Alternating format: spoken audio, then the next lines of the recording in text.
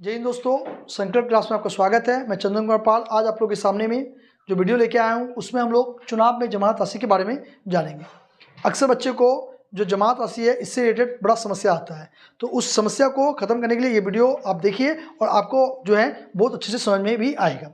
तो देखिए, बहुत लोग सोचते हैं कि जमानत का मतलब क्या होता है, गिरफ्तारी होता है। तो जमानत का मतलब यहाँ पे गिरफ्तारी नहीं है। जमानत का मतलब क्या है, पहले हम लोग इसको समझते हैं कि जमानत का मतलब क्या होता है। तो देखते हैं अक्सर कि जब भी चुनाव होता है, चुनाव के नतीजे आने के बाद अक्सर आप सुनते हैं कि कोई उम्मीदवार है तो उसका जमात को जब्त कर लिया गया। ये जमात होता क्या है, तो ये एक प्रकार का जो है आपका राशि होता है। वो राशि क्या है उसको समझते हैं कि जमात का मतलब क्या होता है, एक प्रकार राशि होता है। देखिए, जन प्रतिनिधित्व अधिनियम 1951 में ये कहा गया है कि कोई भी उम्मीदवार, चाहे वो मुखिया हो चाहे वो राष्ट्रपति हो, अगर ये पद के लिए क्या करते हैं, चुनाव लड़ते हैं, तो उनको एक निर्वाचन आयोग के सामने में एक राशि को रखा जाता है। उसी राशि को हम लोग क्या कहते हैं, तो उसी राशि को हम लोग जमात राशि कहते हैं। जमात राशि का मतलब गिरफ्तारी नहीं होता है। ठीक है, यहाँ तक आपको समझ में आ गया होगा कि जमात राशि किसे कहते हैं। अब बात आ रहा है कि देखिए कि कौन सा पद के लिए आपको कितना जमात राशि रखना पड़ता है। जैसे ही आप राष्ट्रपति का चुनाव लड़ते हैं, तो राष्ट्रपति का चुनाव लड़ने के लिए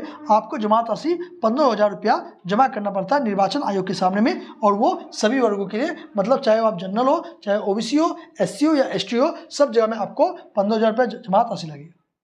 उसी प्रकार से यदि आप उपराष्ट्रपति के लिए चुनाव लड़ते हैं, तो उपराष्ट्रपति चुनाव के लिए भी आपको 15,000 रुपये लगेगा। किसके लिए, सभी वर्गों के लिए। लेकिन लोकसभा में थोड़ा डिफरेंट आ जाता है कि लोकसभा में चुनाव के लिए आपका जो जमात राशि होता है वो 25,000 होता है। किसके लिए, सामान्य वर्ग के लिए। किसके लिए, सामान्य वर्ग के लिए। और उसका आधा देखेंगे तो 12,500 जो जमात राशि होता है वो एससी और एसटी के लिए होता है लोकसभा चुनाव में।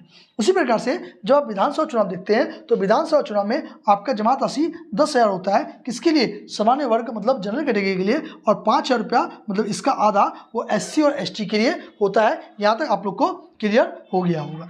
अब देखिए कि जमानत जब्त कब किया जाता है, तो जमानत तब जब्त किया जाएगा जब उम्मीदवार, जो भी उम्मीदवार है, उसका क्या है, डाले गए कुल वेद मतों का 1/6 भाग, मतलब अगर 1/6 भाग का मतलब कह सकते हैं कि 16.67% अगर वोट लेके आता है, तो उसका जमात राशि को क्या कर लिया जाएगा, जब्त नहीं किया जाएगा।